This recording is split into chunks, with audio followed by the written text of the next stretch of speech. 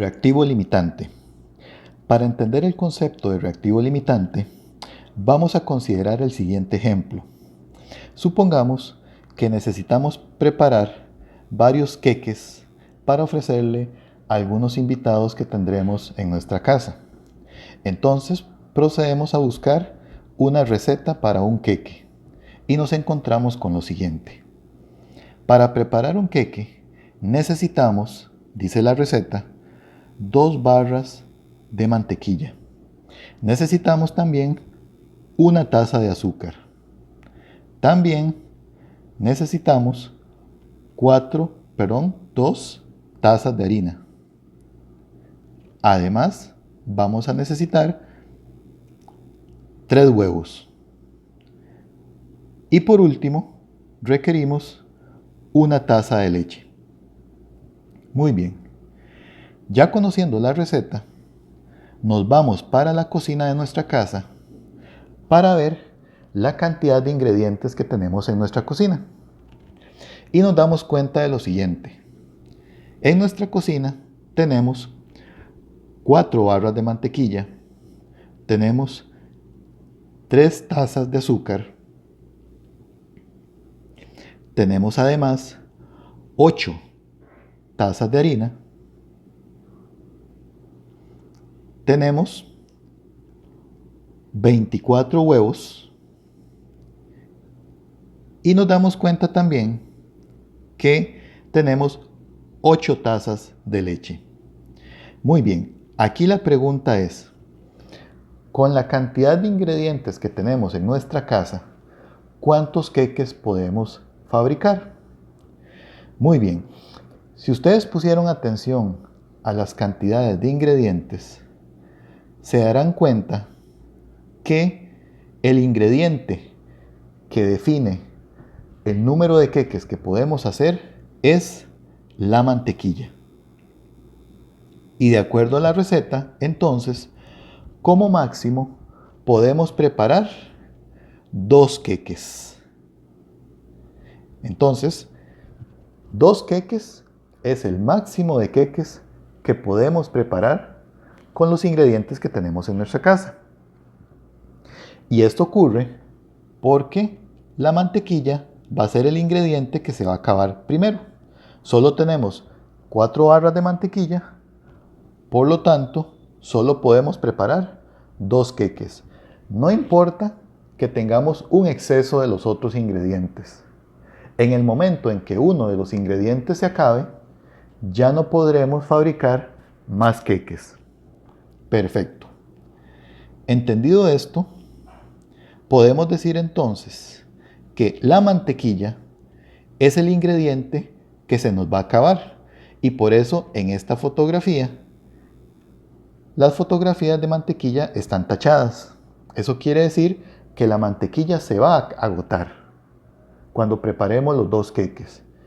Por lo tanto, la mantequilla va a ser nuestro reactivo limitante.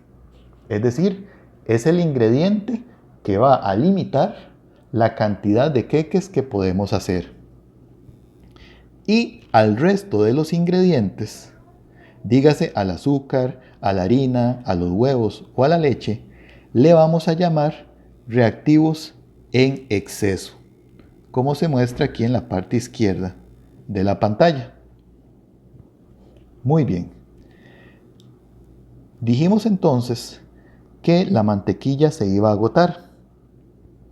Si consumimos toda la mantequilla, que son 4 barras, quiere decir entonces, de acuerdo a la receta, que vamos a gastar 2 tazas de azúcar. Por lo tanto, vamos a tener un sobrante de 1 taza de azúcar. En el caso de la harina, vamos a consumir 4 tazas de harina y vamos a tener un sobrante de 4 tazas de harina. También vamos a consumir 6 huevos. Por lo tanto, tendremos un sobrante de 18 huevos. Y por último, vamos a consumir 2 tazas de leche y por lo tanto vamos a tener un sobrante de 6 tazas de leche. Perfecto. En química no preparamos queques. En química lo que hacemos es llevar a cabo reacciones químicas. Y las reacciones químicas se representan mediante ecuaciones químicas. En estas ecuaciones, los reactivos se representan del lado izquierdo de la ecuación. O sea, del lado izquierdo de la flecha. En este ejemplo, tenemos dos reactivos, el reactivo A y el reactivo B.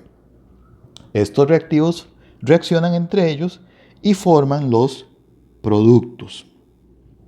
Ahora muy bien, aquí la pregunta es, ¿qué cantidad de producto se nos va a formar en una reacción química?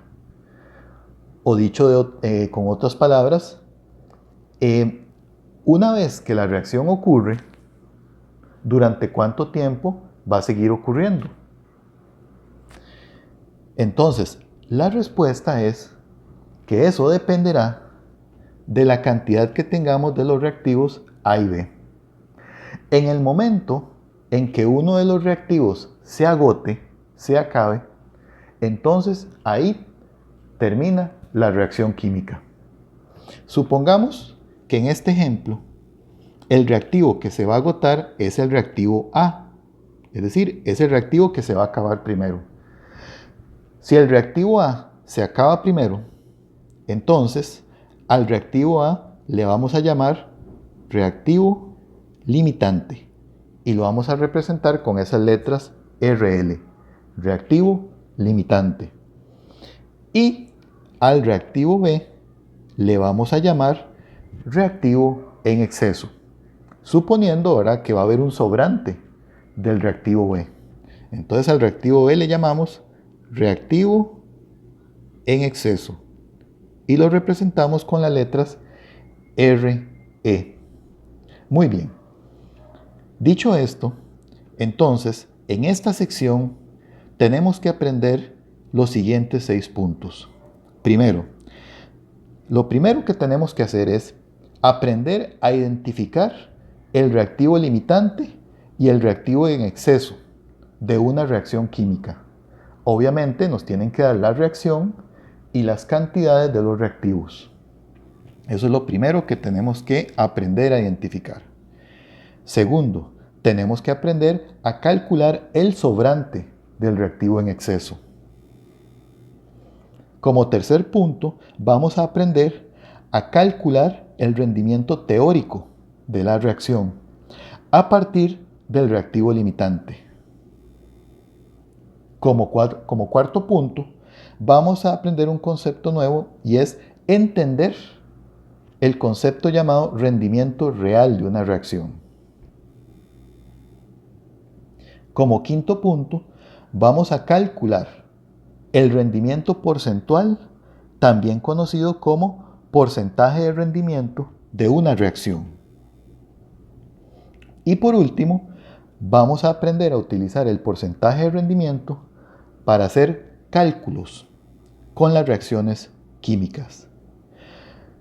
Todo esto lo aprenderemos con ejemplos en los próximos videos. Muchas gracias por su atención.